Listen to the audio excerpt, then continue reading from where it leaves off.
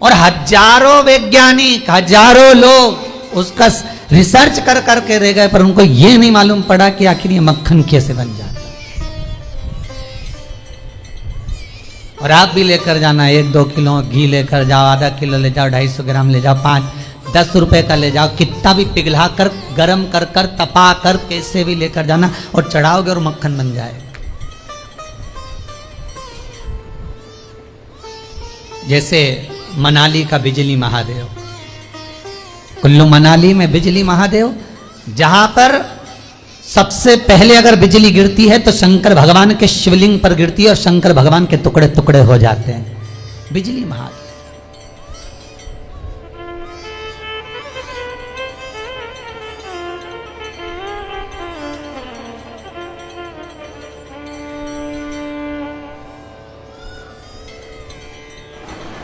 नौ 9:15 का पहले पूजन बताया है आपको, सुना है आप लोगों ने? पहले हमने उसको YouTube पे भी डाला है कि 9:15 पर एक भगवान देवादिदेव महादेव की आराधना होती है।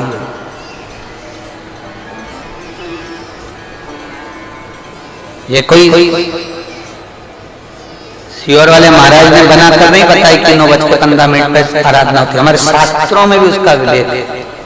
भगवान को जल चढ़ाया, चढ़ाने के बाद थोड़ा सा जल हाथ में या कटोरी में या कलश में झेल लिया, भले 2 बूंद लाओ पर अपने घर पर लेकर आओ।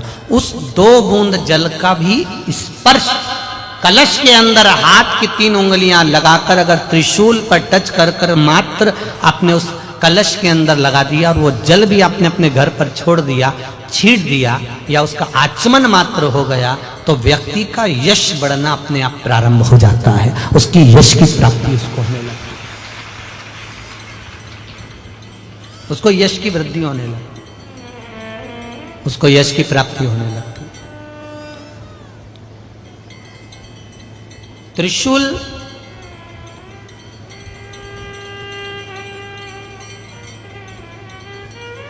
का दान, त्रिशूल का स्पर्श,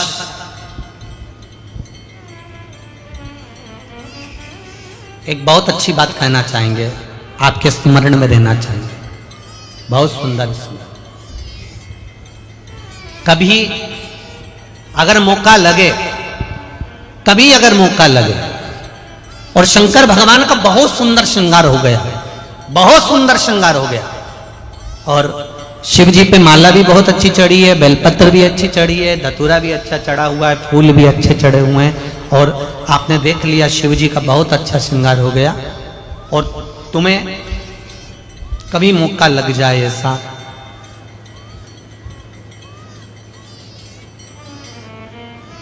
और तुम्हारे पास में एक अच्छी सुंदर सी माला हो पुष्प की, तो आप पुजारी जी को या पंडित जी को कह दो, या पंडित जी मां नहीं हो, शिव जी का अच्छा श्रृंगार हो गया हो, तो वो माला केवल त्रिशूल की, जो त्रिशूल है उस त्रिशूल पर ही उस माला को अगर आपने केवल टांगी दिया तो भी आप उन्नति की सीढ़ी पर आगे बढ़ना प्रारंभ कर देते। पर किस समय पर? जब भगवान का पूर्ण श्रृंगार हुआ, पूर्ण श्रृंगार शिव जी का हो गया और माला तुम्हारे हाथ में है और तुमने देखा भगवान का श्रृंगार हो गया। अब शिव जी पे अगर माला चढ़ाऊंगा और श्रृंगार गिर जाएगा तो उस माला को आप अपने यश प्राप्ति के लिए, अपने आनंद के लिए, अपनी उन्नति के लिए आप उसको त्रिशूल पर चढ़ा सकते। माता प्रसूति के गर्भ से जो बच्चे जन्म ले रहे हैं वो भगवत भजन वाले, क्योंकि माता प्रसूति की एक आदत, रोज माता प्रसूति एक काम बड़ा विचित्र करती थी। क्या करती थी? पीपल के पेड़ के नीचे जाना और उस पीपल के वृक्ष के नीचे जाकर चींटियों को दाना देना, चींटियों को भाग देना और साथ में जल का सिंचन कर आना। ये माता प्रसूति का नियम था पूर्व से। अच्छा, कई लोग कहते हैं महाराज जी आप हमेशा पीपल के पेड़ की पूजन, कहीं समी के पेड़ की पूजन, कहीं बेलपत्री के पेड़ की पूजन, कहीं ना कहीं आप पूजन का विधान बताते रहते हो। ये पूजन का विधान अगर हम पढ़ें तो किस पुस्तक में पढ़ें? तो भैया स्कंद पुराण में से निकाल लो, सारी पुस्तकों का भाव मिल जाएगा आपको।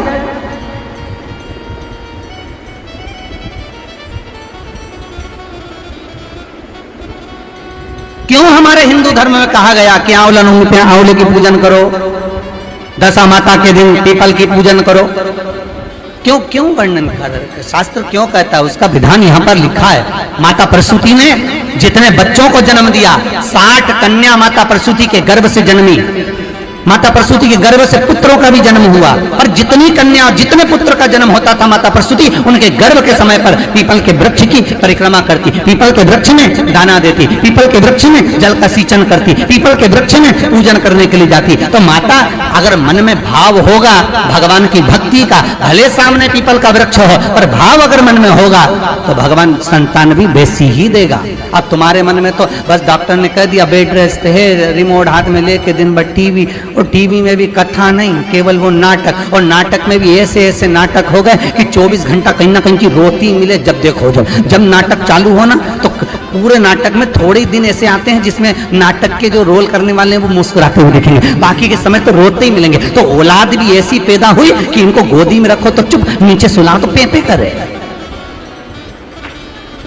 और कई कई बूढ़ी बूढ़ी माताएं तो फिर कह भी देती है हमारी भी 4 औलाद थी, हमने भी पाला, हमारे भी 6 बच्चे थे, हमने भी पाला, पर धन्य है री बहू तेरी औलाद, धन्य। कई कई माताएं कह देती है अपनी अपनी बहुओं से, और बहुओं को बड़ा बुरा लगता है कि बताओ हमारी सास ने कैसी बात कर दी। तो देखो एक सास के 5-5, 6-6, 7-7, 8-8 बच्चे होते थे, 4-4 बच्चे होते थे, सबका पालन करती थी, सबका देखती, ध्यान रखती, अकेली, सारे बच्चों का दूध देना, उनके वस्त्र चेंज करना, बदलना, भोजन देना, ये करना। बूढ़ी बूढ़ी माताओं पर जब पूछो तो सही, और आज के जमाने में ले दे के तो 2 औलाद, और किसी किसी की तो 1 ही, और वो भी ऐसी गजब। भगवान भगवान भगवान,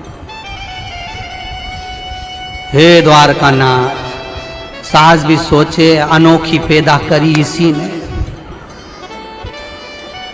सास भी देवी देवता धोख लगाने जाए तो सबसे पहले सिर पे पल्लू लेके जय हो मेरी शीतला माता,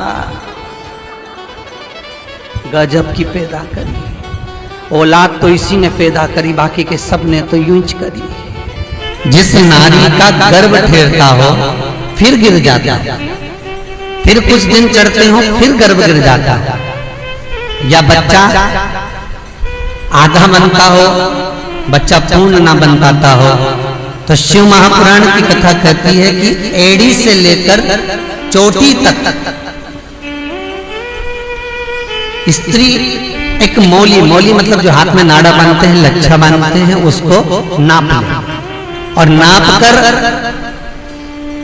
जब नारी का गर्भ केवल 1 महीना 2 महीना का ही चढ़े, और वो नारियल पर लपेटकर शंकर जी से विनती कर कर शिव जी के शिवलिंग के पास में जिस स्थान पर अशोक सुंदरी की जगह है उस स्थान पर श्रीफल को रख देती है, तो उस नारी का गर्भ अधूरा नहीं होता, वो पूर्ण गर्भवती होती है। हमारा